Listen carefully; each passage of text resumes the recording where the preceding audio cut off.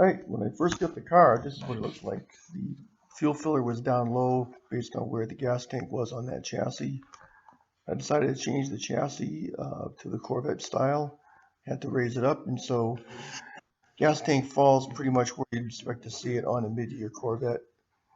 Yeah, no surprise there, but anyway, I cut a hole in there and put a recessed plug in from the piece I cut out in order to put a flush-mounted or aircraft style fuel filler cap.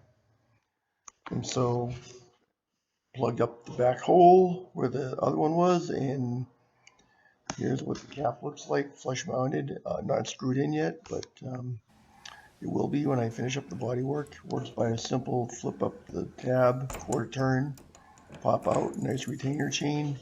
It's all polished aluminum, snap closed.